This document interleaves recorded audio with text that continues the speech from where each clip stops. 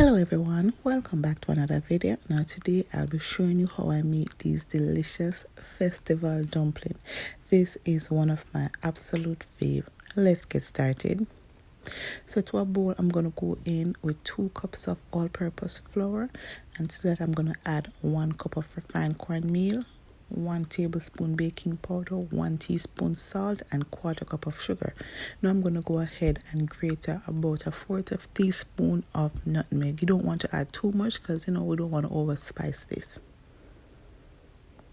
Now to about 1.5 cups of water, I'm going to go in with a teaspoon of vanilla extract. I'm going to use my whisk to whisk and combine all my dry ingredients so the leavening agent will be distributed properly throughout the mixture. Now I'm going to add my liquid, and I'm going to add it in small amount and combine until I get a nice soft and sticky dough. Now with festival, the cornmeal will tend to be on the drier side, so the softer the dough, the softer your festival will be. So even if it looks a little bit sticky and tacky, that's how you want it. The longer it sits, the gluten will start to develop and the rest of the liquid will absorb into the flour and the cornmeal mixture. So I'm just going to cover this and set this aside for about 30 to 40 minutes, or if you have a longer time, by all means go ahead and use that time.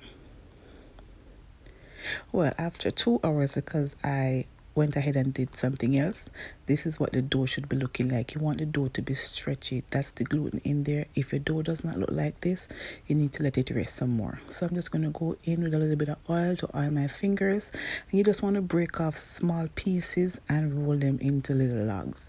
Now if you do big pieces, you will have some nice thick festival, but the size that I did is my preference, so it depending on the size that you want your festival to be. I'm going to go ahead and show you another one. So you want to break off a piece. It doesn't have to be perfect, because homemade looks rustic, right? And that's how you know it's homemade. So I'm going to break off a piece, and this is how I want them to be. So I roll a couple and set this aside while I heat up some oil.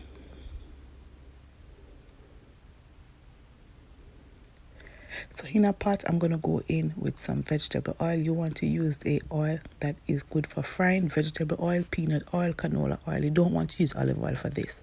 And you don't want your oil to be too hot. You want it just right, because you don't want to cook this too fast, or the outside will be crispy and the inside will be raw. You want to cook this low and slow. So I cook these for about 8 to 10 minutes, flipping them through in intervals, because I want them to achieve the same color on the outside through and through, and I want these to cook thoroughly. If you haven't yet subscribed, go ahead, hit that subscription button, hit the like button, share this video, leave a comment and let me know what you think about it, or follow me if you're on Facebook. Now I'm going to remove these from the oil and allow them to drain on a piece of paper towel, and then I'm going to continue on with the rest. And it's just that easy to make, guys.